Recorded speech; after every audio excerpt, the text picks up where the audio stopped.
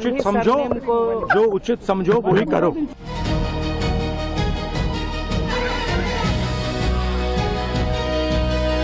आप घर में भी कायर हैं, आप बाहर भी कायर हैं। एक लिस्ट तो जारी कर लीजिए, आप किससे नहीं हैं।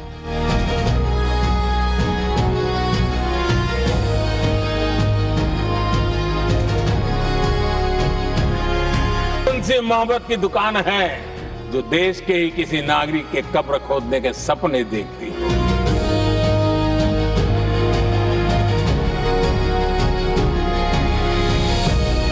अरे 2 किलो गालियां ये आप ये क्या तोलते क्या?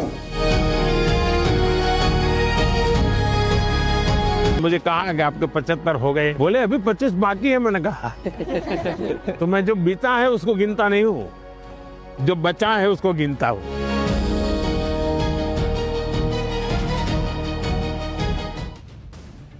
प्रधानमंत्री मोदी ने संसद में जिस अंदाज में कांग्रेस की धुलाई की थी, उससे पूरी कांग्रेस अभी तक उबर नहीं पाई। राहुल गांधी तो एक किताब ही दिखाते रह गए, लेकिन पीएम मोदी ने नेहरू से लेकर इंदिरा गांधी तक का चैप्टर खोल दिया। पीएम मोदी के इस हमले का दर्द कांग्रेस को अभी तक हो रहा है और इसी वजह से कांग्रेस नेता पीएम मोदी के लिए ऐसी बातें कह रहे हैं जो मर्यादा की सीमाएं तोड़ रही। आप देखिए, कल तक राहुल गांधी समेत कांग्रेस के सभी नेता कह रहे थे कि पीएम मोदी डर के लोकसभा से भाग गए। आज कह रहे हैं कि लोकसभा तो झांकी है, पीएमओ से भगाना बाकी है। कांग्रेस नेता पवन खेड़ा ने लिखा कि लोकसभा तो झांकी है, पीएमओ से भगाना बाकी है। सोचिए, जो लोग, ये वो लोग हैं जो लोग लगातार 3 लोकसभा चुनाव हार चुके हैं, बाकी जगह भी कोई अच्छा परफॉर्मेंस राज्यों के चुनाव में नहीं कर रहे हैं, फिर भी बातें देखिए बड़ी बड़ी, पीएमओ से भगा देंगे। सुनिए पवन खेड़ा ने पीएम मोदी पर और क्या कहा। आपको उन सवालों का जवाब देना नहीं आता। जो सवाल अब आपके पास, आपके सामने आ रहे हैं, वो एप्स्टीन पर हैं, वो नरवणे साहब की किताब पर हैं, वो अमेरिका की उस अजीब सी ट्रेड डील पर हैं। हम पिछले 12 साल यही सोचते थे, ये साहब जो हैं ये घर में तो डायर हैं और बाहर कायर हैं, लेकिन आज हम आश्वस्त हो गए हैं, आप घर में भी कायर हैं, आप बाहर भी कायर हैं। एक लिस्ट तो जारी कर लीजिए, आप किससे नहीं डरते, ताकि हमें यह तो मालूम पड़े हमारा प्रधानमंत्री कुछ तो ऐसा है जिससे नहीं डरता। ये कायर कायर कहते जा रहे हैं।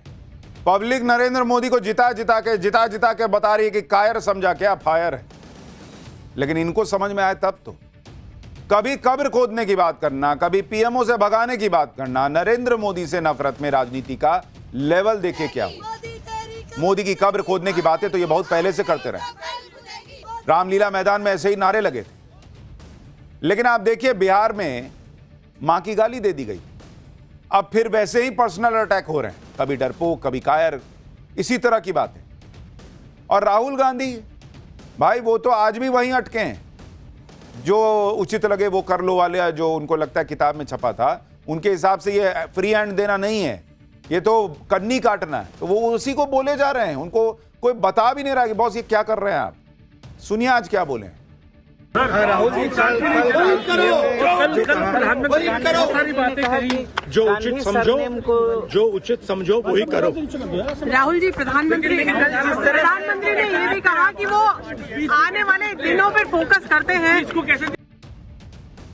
राहुल गांधी कितना खुश रहते हैं ऐसी चीजों पर जिसका उनके पॉलिटिकल करियर में आप कहिए या उनकी पार्टी के पॉलिटिकल करियर में आप कहिए कि 0 योगदान होने वाला है, लेकिन वो अंदर से उनको लोग आसपास को, अरे क्या सर, क्या आप निकाल दिए, जो उचित समझो वही करो, वही बोले जा रहे हैं।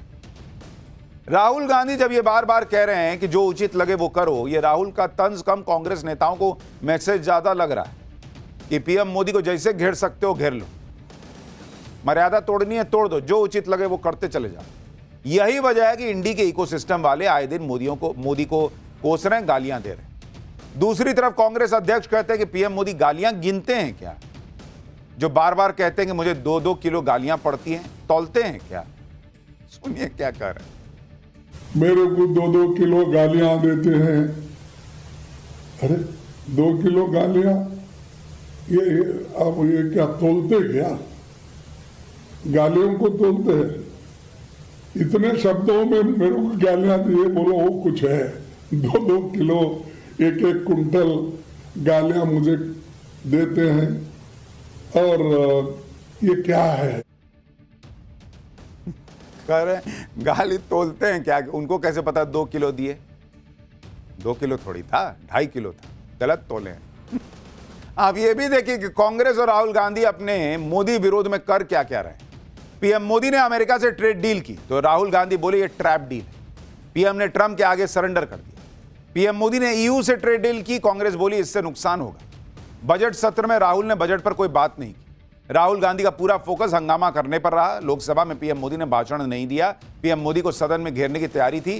खुद स्पीकर ने खतरनाक प्लान का खुलासा किया। राज्यसभा में पीएम मोदी ने भाषण दिया तो विपक्ष ने वॉकआउट कर दिया। यानी आप देखिए कि राहुल गांधी और कांग्रेस का मकसद सिर्फ हंगामा खड़ा करना था। और जब पीएम मोदी ने राज्यसभा में स्पीच दी तो राहुल गांधी और कांग्रेस उसे झेल नहीं पाए। पीएम मोदी ने खुद कहा कि वो जब शुरू करते हैं तो रुकते नहीं। उन्होंने कल कहा था कि कांग्रेस ये पचा नहीं पा रही कि मोदी कैसे पीएम की कुर्सी पर बैठ गए। ये कांग्रेस की नफरत है जो मोहब्बत की दुकान की आड़ में चल रही है। सुनिए कि जम्मू कश्मीर के सीएम उमर अब्दुल्ला जो कह रहे हैं कि वो जब भी पीएम मोदी के लिए अच्छा बोलते हैं तो कांग्रेस के नेता भड़क जाते हैं। मैं उन लोगों में से नहीं हूं ना जो अगर कोई अच्छा काम हो जम्मू कश्मीर के लिए मैं उसका शुक्रिया ना करूं। जहां जहां वजीर आजम का हमें साथ मिलता है, होम मिनिस्टर साहब का साथ मिलता है, फाइनेंस मिनिस्टर साहिबा का साथ मिलता है, मैं शुक्रिया करता हूं। इसके लिए बीच बीच में मेरे जो दोस्त हैं खरा साहब वगैरह वो थोड़े नाराज हो जाते हैं क्योंकि उनको ठीक नहीं लगता कि प्राइम मिनिस्टर साहब का मैं शुक्रिया क्यों करूं या उनके बारे में अच्छे अल्फाज क्यों दोहराऊं। आप सोचिए कांग्रेस को नरेंद्र मोदी से कितनी नफरत हो। कांग्रेस के साथी उमर अब्दुल्ला कह रहे भाई कि मोदी की तारीफ कर दूं तो कांग्रेस वाले नाराज हो जाते हैं। पीएम मोदी के हमलों से कांग्रेस बौखला अलग जाती है। दूसरी तरफ पीएम मोदी अपने काम में लगे हैं। आज छात्रों के साथ परीक्षा पर चर्चा की। पीएम मोदी हर साल परीक्षा से पहले बच्चों से चर्चा करते हैं, बच्चों को टिप्स देते हैं, उनका तनाव कम करने की कोशिश करते हैं। आज भी पीएम मोदी ने छात्रों को कई उपयोगी टिप्स दी। पीएम मोदी ने अपनी उम्र को लेकर एक किस्सा भी सुनाया और कहा कि जो बीत गया वो उस पर ध्यान नहीं देते बल्कि आगे की सोचते हैं। लेकिन ये किस्सा सुनाते सुनाते उन्होंने उन लोगों को मैसेज दे दिया जो 75 साल में रिटायरमेंट की बातें कर रहे थे, जो लोग पीएमओ से भगाने की बातें कर रहे हैं। पीएम मोदी ने बता दिया कि वो अगले 25 साल भी कहीं नहीं जाने वाले। मुझे अभी एक नेता ने फोन किया था मेरे जन्मदिन पर 17 सितंबर को। तो उसने मुझे कहा कि आपके 75 हो गए। बोले अभी 25 बाकी है। मैंने कहा तो मैं जो बीता है उसको गिनता नहीं हूँ, जो बचा है उसको गिनता हूँ। और इसलिए जीवन में मैं आपको भी कहता हूँ, बीता है उसकी गिनती में समय बर्बाद मत कीजिए, जो बचा है उसको जीने के लिए सोचिए। भारत में राजनीतिक विरोधियों को चित करने के बाद पीएम मोदी अब मलेशिया के दौरे पर जाने वाले हैं। पीएम मोदी कल 2 दिन के राजकीय दौरे पर मलेशिया के लिए रवाना होने वाले हैं। दक्षिण पूर्व एशिया में भारत की ताकत लगातार बढ़ रही है और पीएम मोदी की एक्ट ईस्ट पॉलिसी भी है। ऐसे में मलेशिया का दौरा बहुत महत्वपूर्ण साबित होने वाला है। मलेशिया के साथ पीएम मोदी कई इंपॉर्टेंट डील कर सकते हैं। पीएम मोदी ने यूरोपियन यूनियन के साथ मदर ऑफ ऑल डील की, फिर ट्रंप के साथ फादर ऑफ ऑल डील की और अब मलेशिया के साथ डील कर सकते हैं, जिसे डील ऑफ एशिया कहा जा रहा है। पूरी दुनिया की नजर पीएम मोदी की और मलेशिया के पीएम अनवर इब्राहिम की मुलाकात पर टिकी है। आप देखिए कि पीएम मोदी यूं ही मलेशिया नहीं जा रहे, इसकी बड़ी वजह है पीएम मोदी का फोकस सेमीकंडक्टर और रेयर अर्थ एलिमेंट यानी REE पर है। मलेशिया सेमीकंडक्टर का बड़ा हब है। दुनिया का 12 से 15% रेयर अर्थ एलिमेंट यहीं प्रोसेस होता है। भारत मलेशिया की कंपनियों को भारत के सेमीकंडक्टर प्रोजेक्ट में निवेश के लिए कह सकते हैं। मलेशिया में समझौता होने से सेमीकंडक्टर और REE सेक्टर में भारत को फायदा होगा। मलेशिया से सेमीकंडक्टर और रेयर अर्थ एलिमेंट्स आसानी से मिलेंगे, जिससे चीन पर निर्भरता कम होगी। मलेशिया के साथ ज्वाइंट वेंचर से 27,000 करोड़ का रेवेन्यू जनरेट होगा। इसके साथ ही देश में 25,000 नई नौकरियां भी पैदा होंगी। साथ ही भारत के UPI और मलेशिया के पेनेट को आपस में कनेक्ट किया जा सकता है। ऐसा होने पर दोनों देशों के बीच डिजिटल लेन देन और आसान हो जाएगा। पीएम मोदी मलेशिया के साथ सेमीकंडक्टर और रेयर अर्थ एलिमेंट्स को लेकर बात कर सकते हैं। इतना ही नहीं, भारत और मलेशिया के बीच डिफेंस डील भी हो सकती है। भारत मलेशिया को डोर्नियर विमान बेचेगा। डोर्नियर विमान भारत में HAL बनाती है। भारत मलेशिया के पायलट्स को ट्रेनिंग भी देगा। भारत ने स्कॉर्पियन पनडुब्बी अपग्रेड का प्रस्ताव भी दिया है। स्कॉर्पियन पनडुब्बी भी भारत में बनती है। मलेशिया को Su-30 जेट के रखरखाव का प्रस्ताव भी दिया जा सकता है। आप देखिए कि भारत कहां से कहां पहुंच गया है। भारत पहले भी दूसरे देशों को रक्षा उपकरण बेचता रहा, लेकिन पीएम मोदी का यह दौरा सर्विसिंग से आगे बढ़कर टेक्नोलॉजी अपग्रेड तक पहुंच गया है। भारत दुनिया का पहला देश बनने जा रहा है जो किसी दूसरे देश के रशियन Su-30 फाइटर जेट्स को अपने स्वदेशी हथियारों और एवियोनिक्स के साथ अपग्रेड करने का प्रस्ताव दे रहा है। दुनिया में भारत की ताकत बढ़ती चली जा रही है, साथ ही पीएम मोदी का ग्लोबल स्टैचर भी बढ़ रहा है। पीएम मोदी बड़े देशों के साथ डील तो कर ही रहे हैं, ग्लोबल मैटर्स पर महत्वपूर्ण भूमिका निभा रहे हैं और अब कई देश खुलकर भारत की ताकत और पहुंच को स्वीकार कर रहे हैं। पोलैंड के उप विदेश मंत्री ने ऐसा खुलासा किया जो हैरान करने वाला है।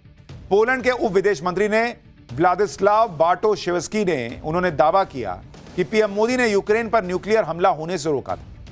व्लादिस्लाव ने बताया कि पीएम मोदी ने 2022 के आखिर में पुतिन से बात की थी। पीएम मोदी ने पुतिन को यूक्रेन पर टैक्टिकल न्यूक्लियर डिवाइस के इस्तेमाल करने की कोशिश से रोका था। पीएम मोदी ने बहुत सकारात्मक भूमिका निभाई थी जो भारत दुनिया के मामलों में निभाता है। उम्मीद है कि यह आगे भी जारी रहेगा। पीएम मोदी ने कभी भी इस बात का क्रेडिट हालांकि नहीं लिया और ना ही कभी इसका जिक्र किया, लेकिन अब सच्चाई सामने आ रही है कि पीएम मोदी के समझाने पर पुतिन ने यूक्रेन पर परमाणु हमला रोक दिया। और यह भारत और मोदी नहीं कह रहे हैं, दूसरे देश के नेता कह रहे हैं। एक तरफ ट्रंप जैसे लोग भी हैं जो हर बात का क्रेडिट लेने के लिए उतावले रहते हैं। For more of such videos, do like, share and subscribe to ET Now Swadesh.